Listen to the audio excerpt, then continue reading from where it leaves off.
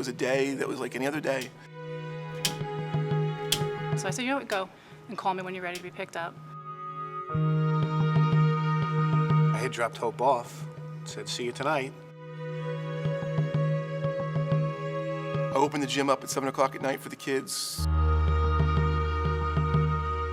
But when I received the phone call, and he just told me that Hope collapsed and I need to get to the gym now. It was very quiet in here. All I remember hearing is my boots running across the gym. And life changed. Life changed at that moment. Life did take an unexpected turn on May 4th when coaches Rick Meekley and Justin Seaford held their weekly open gym here. There's about 40 boys in here and maybe about 10 or 12 girls. And they were just, having a good time and enjoying themselves. In the first 2 minutes of the game is actually when Hope collapsed.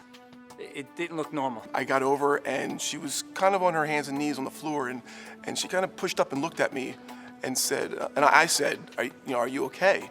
But at that moment, I looked at her and I was like, there's something different here. And then all of a sudden, I heard something I don't think I've ever heard before or will ever hear again, hopefully. And that was the silence. I didn't hear her breathing.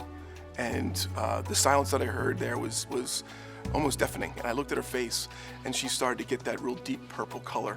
Justin had the AED right next to her and he hit the on button.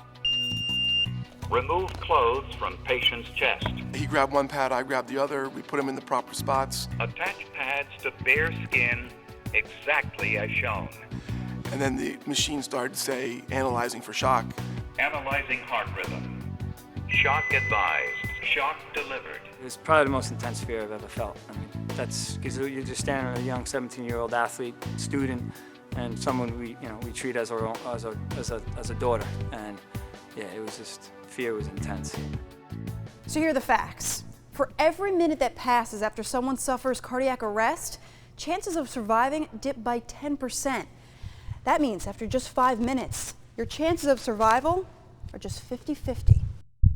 It's one of the reasons why many states now require these AEDs in public schools. It's also why this story isn't one of tragedy, it's one of hope.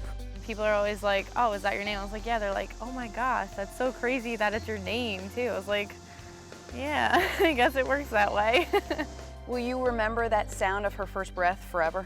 Absolutely, absolutely. It's probably the best sound now that I've heard in a while. I remember I was talking to Meekley and he said that it felt like it was the longest 6 minutes of his life. My son wrote a letter, it said, my dad, my hero, and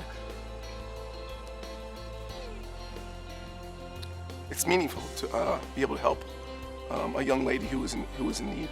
Heroes, because they took the time to learn from this woman. It's probably, one of the first CPR to AED saves of one of my students that I've taught. I talk about in my classes, how important it is to know your plan and practice your plan in an emergency, just like when we put a puzzle together, that missing piece. If we're missing that one piece, it doesn't kind of all fall together. And on that day, we had all the pieces and they were put in place. I feel like if it were somewhere else, I probably wouldn't be here talking to you right now. Because on the sports fields, we don't have AEDs. And the doctors are counting it as like a ticking time bomb. So it was definitely the right place at the right time. To say thank you is not enough. It doesn't. How you start? They had to say they had that situation under control. When to me it was like such an out of control situation. It was just amazing. Her dad came up and gave me a huge hug that only I think maybe 2 dads can understand, and that was pretty meaningful. I mean, thanks isn't enough. I don't know. I remember the hug.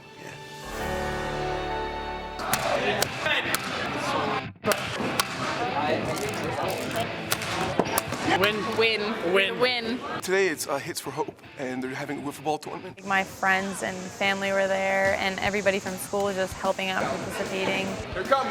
Yeah. Knuckleball.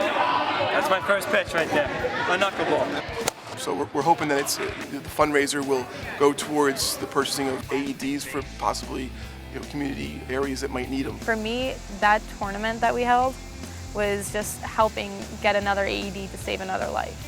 AEDs give us hope. Hope has a second chance. I believe, God has some big things for her. Good job! I said, you are a miracle. Less than 5.5% of the population survives this. I told her, I said, there's not too much weight on your shoulders now. I said, but there's some big plans for her, and I'm really looking forward to seeing how she develops, how she grows, and what she has to do in her life. You have two special angels that are watching over you that day, and who will probably be with her for the rest of her life. Those guys are, I know we're not letting go of them, so.